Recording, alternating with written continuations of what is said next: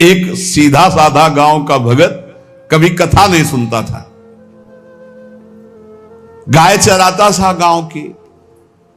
तो एक दिन और गोपाल जो गाय चराने वाले थे उन्होंने कहा, यार कभी तो कथा सुन लो, रात दिन पशुओं के पीछे घूमते हो, पशु बुद्धि, कभी तो कथा सुन लो। तो एक दिन सोचा दोपहर के भोजन गांव में पाएंगे जाके अपने घर में, और कथा हो रही वहीं से निकल लेंगे, जो सुन लेंगे तो सुन लेंगे। खड़े खड़े वहां चर्चा चल रही थी, जिसने मनुष्य जन्म लेकर के गुरु मंत्र नहीं लिया और नाम जब भगवान का नहीं किया, उसका जीवन मुर्दा, व्यर्थ जीवन। चला गया सुन के, और बार बार वही दिमाग में कि पंडित जी कह रहे थे गुरु मंत्र नहीं लिया और नाम जप नहीं किया तो मुर्दा जीवन। जिन हरि भगत हृदय नहीं आनी, जीवित सौ समानते प्राणी। दूसरे दिन फिर गया, कहा पंडित जी आपने कल कथा में कहा था गुरु मंत्र ले लेना चाहिए, नहीं तो जीवन मुर्दा हो जाता है, बेकार जीवन रहता है। तो देव गुरु मंत्र आप, और तो हम किसी को जानते नहीं। तो देखा फटा पुराना कपड़ा, डंडा लिए एक चरवाहा। तो उनका ऐसे थोड़ी कि तुरंत गुरु मंत्र दे दिया जाता है, आखिरी दिन कथा के मिलना फिर दे देंगे, टाल दिया। अब वो आखिरी दिन कथा के तो दिन चढ़ावा चढ़ रहा था, तो पंडित जी ने कहा जब चलें तब ले लेना गुरु मंत्र, टाल दिया। अब वो जब आखिरी दिन के बाद वो, तो उस समय घोड़े पे बैठ सब सामान लाद के पंडित जी चलते थे, वो तो सब सामान लाद के चलने लगे हो। तो पीछे पंडित जी आप जो कह रहे थे कि गुरु मंत्र देंगे, आप गुरु मंत्र दे दीजिए। पंडित जी रबड़ी पवाई गई थी, घोड़े से उतरे, घोड़ा एक भगत के यहां खड़ा किया और लोटा लिया और भागे, क्योंकि सोच लगी थी। अब वो भगत किसान आदमी, गांव का गंवार आदमी पीछे लगे, पंडित जी अरे गुरु मंत्र दे दो, कितने दिन से टहला रहे हो आप। अरे उनका यार मतलब सोच का पेशा, तू गुरु मंत्र की बात कर।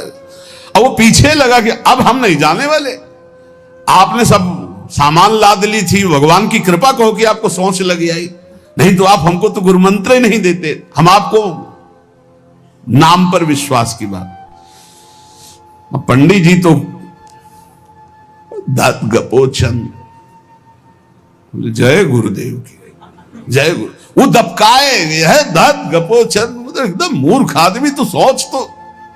वो प्रणाम कर लिया, जय गुरुदेव, धत गपोचन, धत गपोचन। जपना न राधा न कृष्ण न राम न हरि। घर आया, बोले आज से गाय चराना बंद। बोले क्यों? बोले गुरु मंत्र मिल गया, अब हम भजन करेंगे, हमारा जीवन मुर्दा नहीं रहेगा, अब जीवन सार्थक रहेगा। और मेहनत करने वाला आदमी, गाय चराने वाला आदमी, अब शुरू हो गया बैठ के धत गपोचन, धत गपोचन। अब इसमें न कोई भगवान नाम है, न कोई मंत्र है, न प्रणव है, न नमो नमः, कुछ नहीं। गांव के लोग, घर के लोग बोले कि यार 50 गाय चराता था, पता नहीं कौन सा हम लोगों का पाप उदय हुआ कि कह दिया कि कथा सुन लेना। अब वो गाय चराना भी छोड़ दिया, अब गपोचन शुरू हो गया। अब उसकी ऐसी लगन लगी, सहज सरल भोले जो होते हैं ना, हरिवंश महाप्रभु कह रहे हैं, मुनि मन ध्यान धरत नहीं पावत, करत विनोद संग बालक भट, दास अनन्य भजन रस कारण, जैसे हित हरिवंश प्रगट लीलान। लालजू महाराज बड़े बड़े मुनियों के ध्यान में नहीं आने वाले, बड़े विनोदी। रुक्मिणी जी से कहा तैयार हो, भगत के दर्शन करने चलना है। रुक्मिणी जी ने कहा बहुत दिनों बाद आज आपको किसी भक्त की याद आई, प्रभु जरूर कोई महाभागवत होगा, हम चलते हैं। बोले बहुत विचित्र महाभागवत। चले, साधारण वेश में चलना है। जब गांव में गए, उस भगवान तो सर्वज्ञ ही है, उसके घर के दरवाजे में बैठ गए और रुक्मिणी जी से कहा कि पहले तुम मिल के आओ भगत के, फिर हम मिलेंगे। रुक्मिणी जी ने कहा हाँ ये उत्तम बात है, पहले हम उनको दर्शन दे के और दर्शन करके आती है। तो आंख मूंदे से, न खाना न पीना, धत गपोचन। रुक्मिणी जी इनका ये कौन सा नाम भगवान का, न विष्णु शास्त्र नाम में है, न गोपाल शास्त्र नाम में है, और कहीं हमने पढ़ा नहीं, ये कौन सा भजन कर रहा है? कहे किसका भजन कर रहे हो?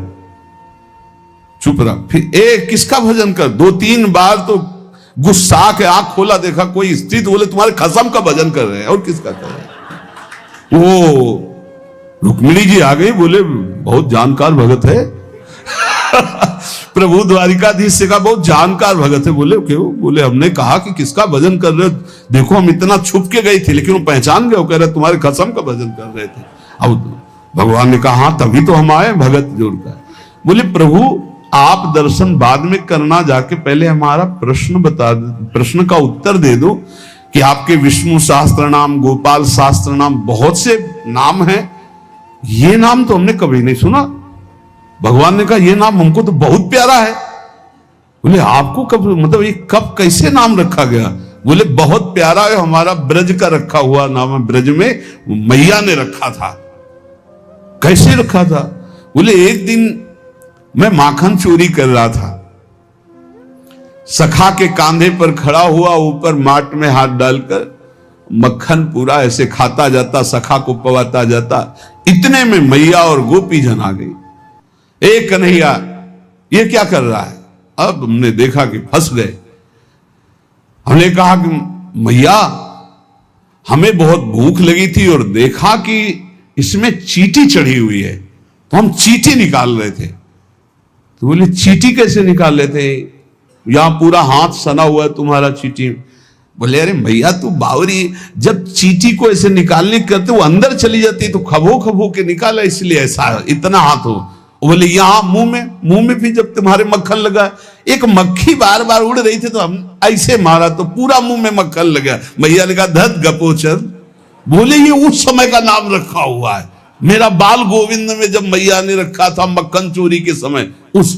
अब आप विचार करके देखो, भगवान का साक्षात्कार गुरु वचनों पर विश्वास होने पर साधारण शब्द बोला तो भगवान तो सर्वलोक महेश्वर सर्वज्ञ, उनके सब अक्षर, जैसे हर अक्षर में आ विराजमान है, का खा गा घा आ, ऐसे ही सब अक्षरों में ब्रह्म विराजमान है। फिर राधा नाम तो स्वयं हरि जपते हैं, और राधा नाम तो परम प्रेम में है और बड़ा गुही है। विश्वास करके जब वो धदगपोचंद जपा तो रुक्मिणी और द्वारिकाधीश भगवान दर्शन देने आ गए, और तुम विश्वास करके राधा राधा जपोगे तुम्हें नहीं प्राप्त हो जाएगा? अरे यही राधा स्वयं भगवान हरि जपते हैं। इसलिए पहला जीवन का चरम लक्ष्य भगवत प्रेम, भगवत प्राप्ति। दूसरा, हमारी बुद्धि केवल विचार करे तो श्यामा श्याम के ही विषय में, किसी व्यक्ति वस्तु स्थान का अगर हमारा चिंतन हो रहा, संबंध हो रहा, तो श्यामा श्याम के संबंध से हो।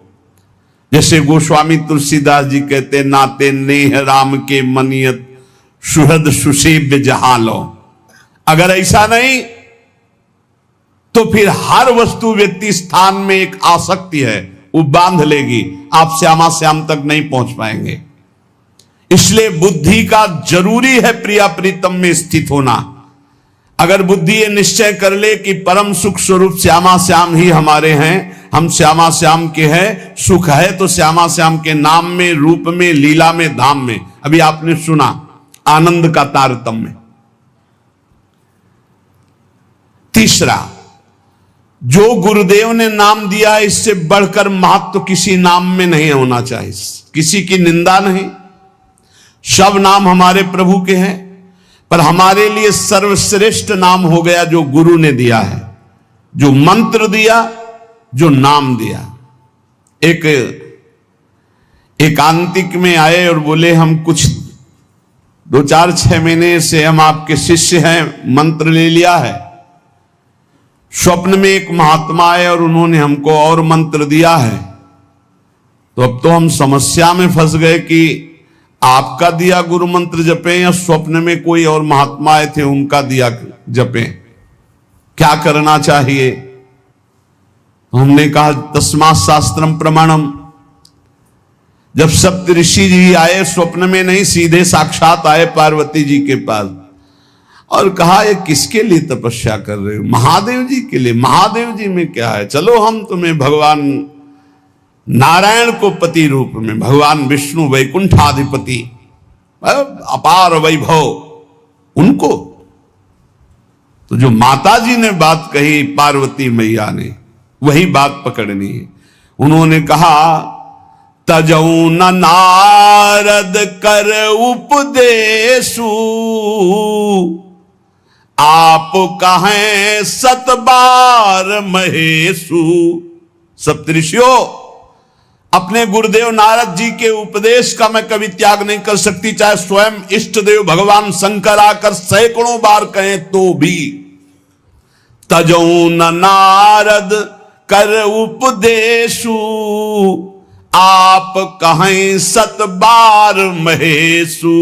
कोटि जन्म लगी रगर हमारी, बरों संभुनता रहूं कुंवारी। करोड़ जन्म लूंगी, हर बार अपने गुरुदेव के दिए हुए मंत्र का अनुष्ठान करूंगी और देवाधिदेव महादेव को पति रूप में वरण करूंगी, अन्यथा कुंवारी रहूंगी। बहुत सी कन्याएं और बहुत से वर हैं, आपको ब्याह कराने का शौक है तो आप जाइए, लेकिन मैं पर्वत से प्रकट हुई हूं, हिमालय से मैं अडिग हूं अपने गुरुदेव के वचन में। तो यहां कह रहे चौथा, समस्त इंद्रियां भोग विलास के लिए लालायित रहती हैं, सबकी। अब इनको भोग देना भी है, बिना भोग के, बिना विषय के जीवित नहीं रह सकते। शरीर चलाना है, सेवा धर्म पूर्ति करनी है, पानी पीना भी विषय है, अन्न पाना भी विषय है, देखना भी विषय है, सुनना भी विषय है, सब विषय के अंतर्गत आता है। तो यहां अपनी इंद्रियों से जो विषय ग्रहण करना है वो भागवतिक करना है। जैसे हमें पानी पीना है तो प्रभु को अर्पित करके राधा वल्लभ लाल की जय, और फिर भावना करो हृदय में प्रभु विराजमान है, जलपान करो। भोजन भोग अर्पित किया, भगवत स्वरूप प्रसाद, हम प्रसाद पा रहे। वस्त्र प्रसादी, सुनना भगवत विषय, देखना भगवत भाव, बोलना भगवत संबंध से।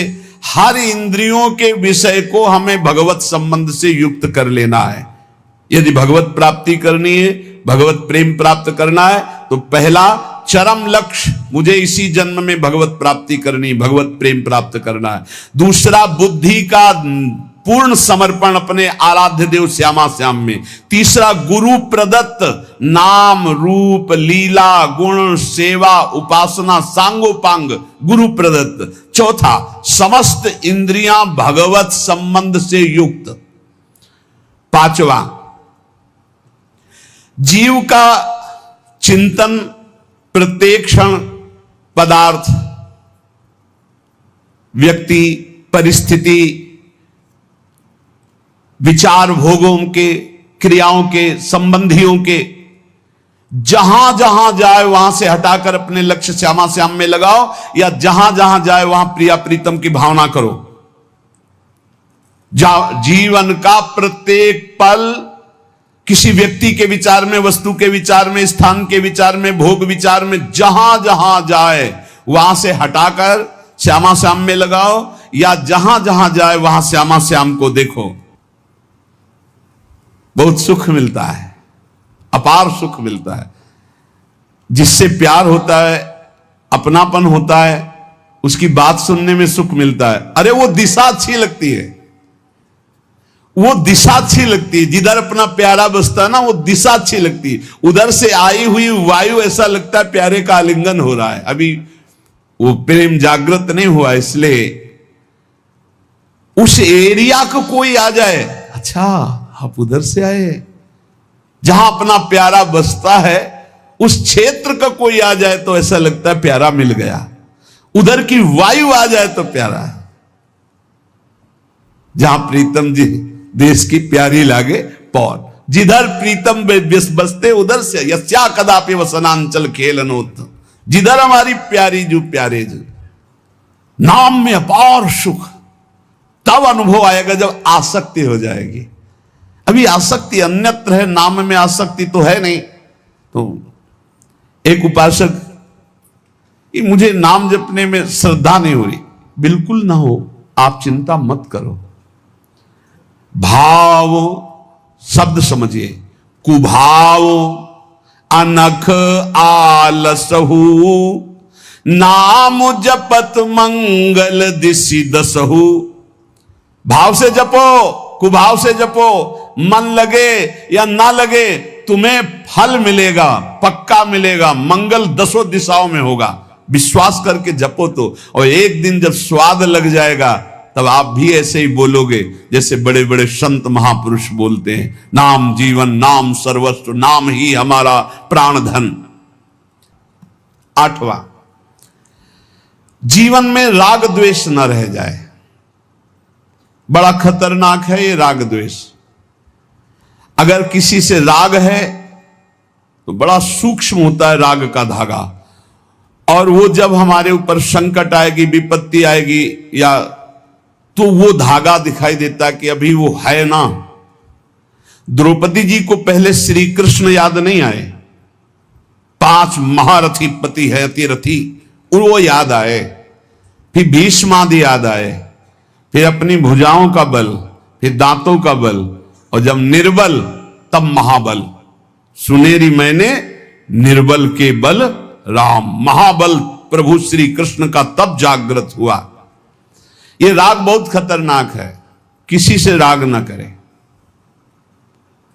यही राग जब प्रियालाल के चरणों में अर्पित हो जाता है तो अनुराग कहलाता है। जब शरीर भोग, शरीर संबंधी, यही बहुत फंसाव वाला जन्म मरण चक्र का मूल यही राग है। और जब इसमें बाधा पड़ती तो द्वेष हो जाता है। द्वेष बहुत खतरनाक है। भजन कर रहे हैं, कई वर्ष पहले किसी ने कुछ कहा, याद आ गया और जलने लगा हृदय। उसकी पूरी सामने झांकी है, भजन कर रहे हैं प्रभु का, और झांकी है उस द्वेष जिससे हुआ है, और हृदय जलने लगा। या कभी वो सामने पड़ गया तो देखकर जल। द्वेष ना होने पावे, अजात शत्रु ते सदा। भक्त अजात शत्रु होता, एक भी पूरा सृष्टि में शत्रु ना होने पावे। 9वां, प्रत्येक परिस्थिति में अपने आराध्य देव के द्वारा दिया गया मंगल विधान है ऐसा मानना। एक बार हमने सुना था, उस समय किडनी का रोग प्रकाशित नहीं हुआ था, कि असाध्य रोग भगवान की विशेष कृपा से प्राप्त होता है।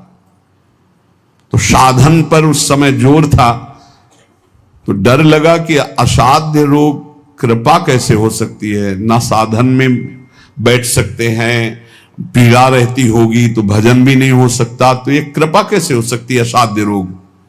लेकिन सच्ची आपसे कहते हैं, साधना हो रही थी भगवत मार्ग में जैसा कुछ, लेकिन शरणागति में कमी थी, क्योंकि साधन पक्ष में विश्वास बहुत जोर का था। शास्त्र प्रमाणित साधन के बल से भगवत प्राप्ति पर विश्वास हमें था। कृपा शब्द का हमारा कोई परिचय नहीं था, कृपा शब्द से हमारा कोई परिचय नहीं था। पक्का समझ लीजिए, क्या कृपा शब्द, ये तो शब्द ही नहीं था, बस साधन शब्द से परिचय था। अपनी इंद्रियों को बस में करो, मन का निग्रह करो, और भगवान का निरंतर भजन करके परम पद प्राप्त करो। हर समय अपने साधन में लगे रहो। जब किडनी फेल हुई, साधन शब्द हटा, अब हाहाकार मच गया अहंकार में। अब क्या, फिर जो अहंकार शरणागत हुआ, फिर बात बन गई जो करोड़ों जन्मों की साधना से नहीं बनती, वो इस असाध्य रोग ने काम बना दिया। कह रहे हैं कि प्रत्येक परिस्थिति में पूर्ण कृपा, पूर्ण मंगल विधान देखना, ये 9वां सूत्र है। जैसी भी परिस्थिति आवे, चाहे जितना विकराल रूप लेकर के आ जाए परिस्थिति, कृपा ही कृपा, कृपा ही कृपा, सच्ची मानना, परिणाम में देखना बड़ा मंगल और बड़ी कृपा होगी। 10वां, प्रेम प्राप्ति के मार्ग के पथिक का जीवन बड़ा विनयमय, बड़ा विनम्र, बड़ा संयमी, सदाचारपूर्ण, त्यागमय और शांत सुख स्वरूप, प्रेमी महात्मा का ये स्वरूप। बड़ा विनम्र जीवन, बड़ा विनयमय जीवन, बड़ा संयमित जीवन, सदाचारपूर्ण और त्याग रूप, त्याग की चेष्टा नहीं, वो त्याग रूप ही है। प्रभु के सिवा उसे कुछ अच्छा नहीं लगता। कुटुंब देहते जाए छूट सब ही विधि ना तो। और अद्भुत शांति,